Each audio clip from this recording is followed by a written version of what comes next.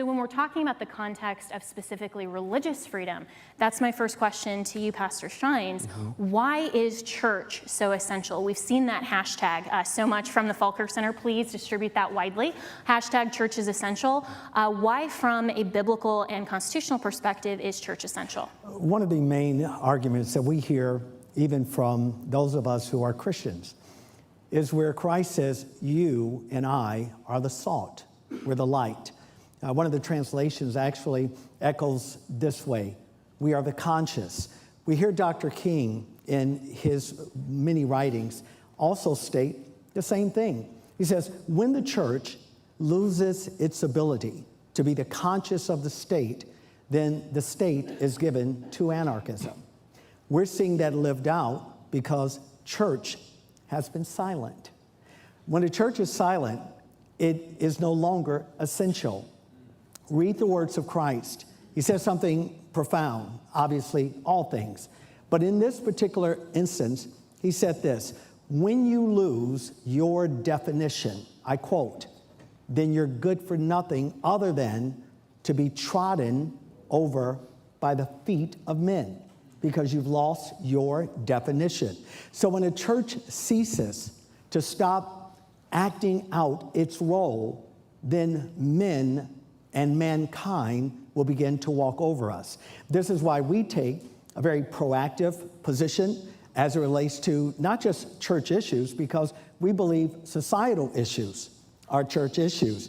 And if I could just piggyback here, often we find leaders afraid to talk out.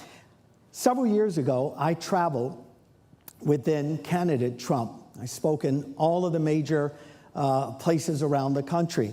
A lot of pushback, a lot of threats, a lot of violence, unfortunately, being exacted towards us. It only motivated us to continue to do it because we realized as the church that there were some real essential issues that were at stake in this nation. We took the challenge regardless of what may come, unfortunately, afterwards, and it was a lot that happened. But we never complained. Why? Because the essential role of the church is liberty, is to give voice, is to say, you're free to make a decision. Now, you can even make a bad decision. There are consequences for those. But good decisions will produce at least an environment that will allow the church to continue to flourish. So we say to every leader, every pastor, every civic leader, engaging is not an option. Engaging is a mandate. And that's why we do what we do. Absolutely. We're seeing the practical manifestation of secular worldviews that are infiltrating our society, and even among Christians who are saying, no, don't stand up. Trust our government only because it's the government. And so we're seeing that why, Pastor Shine said that church is essential. We need to take that back and to stand up and say, no, this is my God-given right, and it's the government's obligation to preserve and protect it, not to tell me that I can't second guess when they override their legitimate powers and when they come in and infringe and burden a fundamental right and try to tell us in our churches how we can express the truth of God. Yeah. And so, Pastor Shines, how are you experiencing that as a pastor in today's 2020 culture? So we do a multiplicity of things. I run an organization, I'm the chair of an organization called Conservative Clergy of Color, black, brown guys that have come together. And we don't just push back on one narrative. Case in point, we had a large press conference about a week ago where we're pushing back on Nike. Why? Why Nike? Why did we choose them? Here's a regime that is connected to another regime called China. And these are pastoral issues, by the way. For those that say, well, that's outside of the parameter of pastoring. No, it's actually inside the parameter of pastoring. When you have China that is brutalizing Christians, shutting down minority groups like Uyghurs, that they are forcing Christians, Muslims into their camps to produce shoes and then use what we call foot soldiers, guys like LeBron James, Colin Kaepernick. As leaders, we're responsible to say to those young men and women that attend our churches, you have a conscience And your conscience must be lived out even in the act of purchasing something. Now again, we didn't call for a boycott yet. We have reached out to the CEO there, Mr. Donahue, and we said, we have a systemic problem with what you're doing. So where does the church come in? We come in to bring conscience. Again, the role of the shepherd is not just to share in the Eucharist or in the communion table. The role of the shepherd is to look over and to make sure that whatever impending danger is there, that we are there. We're there to say something about what is going on in our nation. So we push back. Now, it comes with a cost, because in that, you may find yourself, as I did, when Hillary Clinton lost her election, she wrote in her book, The X Amount of Reasons Why. There was one clergyman in all of the United States of America that she put in her book. And you're looking at him by name, which, by the way, there it is, Phil, was a badge of honor. Now, I didn't say that just exclusively for political reasons. I'm saying that when church leaders speak out and speak against, even the gates of hell will know who you are. Mm-hmm. If you don't take that position, and when you see these inequities in our land begin to dominate, then how then as leaders, and I say this to every leader that's live streaming right now, how then do you stand before your God, stand before your congregants, and give a clear example as to why you were not engaged? We're engaged in Tampa, Florida. I serve 20 plus different ethnic groups here. We have an abnormal amount of men that are there, where 43% of our congregation is made up of real men. And as a result of it, these men are now being empowered by their leader to be able to say, speak truth in love, but take a position not to do so. You've lost your definition. Hallelujah. And by the way, and in the last few seconds, what's your charge to the leaders and the pastors and everyone? And to the congregants as well. Mm-hmm. If you're in a church where that senior leader, he is afraid to speak out on cultural issues, run, get loud, get out of there. That building is already burned down. Don't become a victim. Time is of the essence here. And if you continue to participate within a framework, just because maybe your parents' parents were part of that organization or Reformation, it's time to reconsider what you're really doing. You're much larger than who you really think you are, but you'll never find it if you're in a place that is helping you to remain stagnant. You can do better. Mm-hmm. God bless you. God keep you is my prayer. I was thinking about some of the remarks that I would make, knowing that we will be reaching masses, especially by way of digital media. And what came to me was just perusing down almost history lane as related to the church. And one of the unfortunate words that came to heart was the word complacency.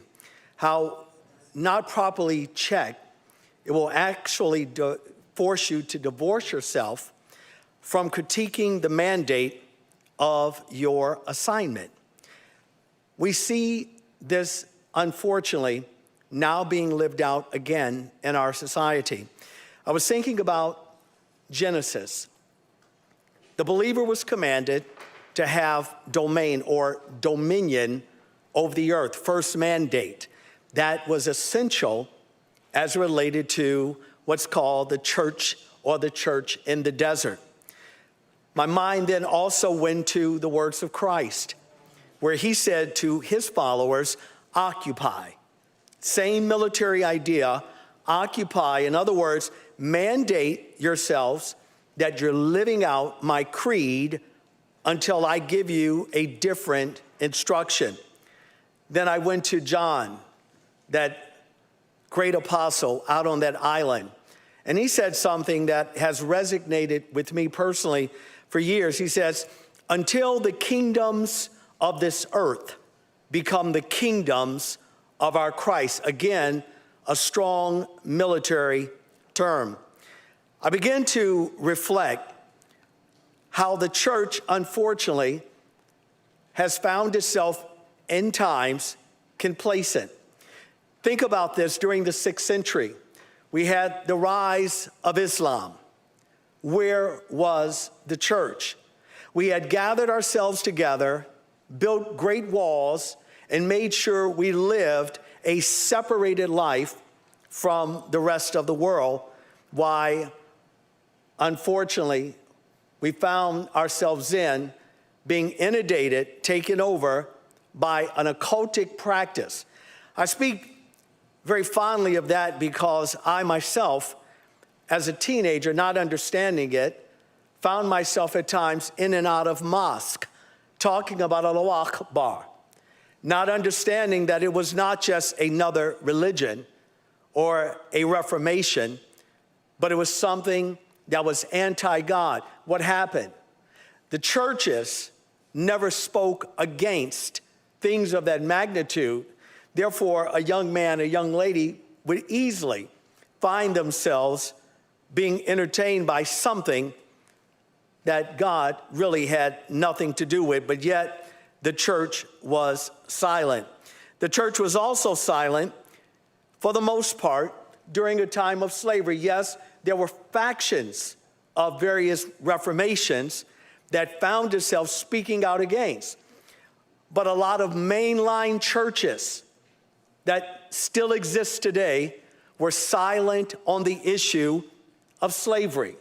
They were silent when it constituted men that wanted to marry women, perhaps of a different ethnic group. Again, the churches were silent. In a sense, they were sort of complicit. Even in our seminaries, our Bible schools, we can even find the works of a lot of great theologians that actually categorize people by race.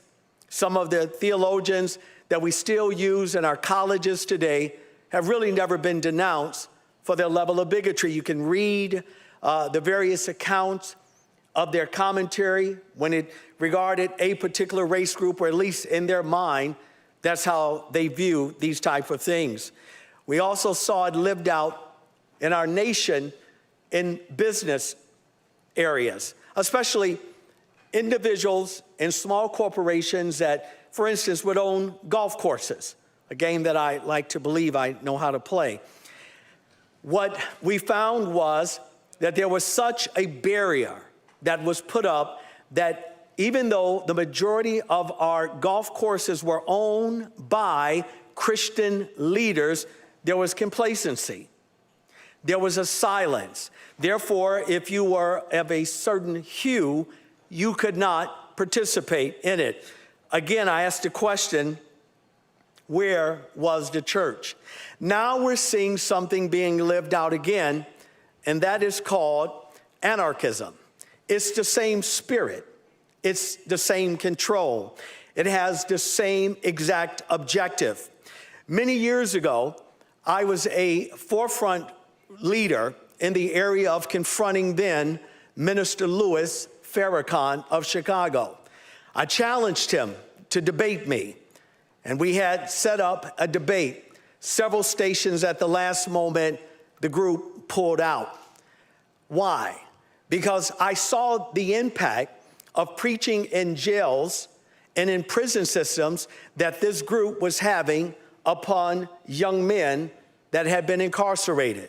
But none of our mainline leaders would touch the subject for the fear of being called a bigot. We took the challenge. They backed down. They would have lost, by the way, terribly. So when I couldn't get them to debate, I produced a bite.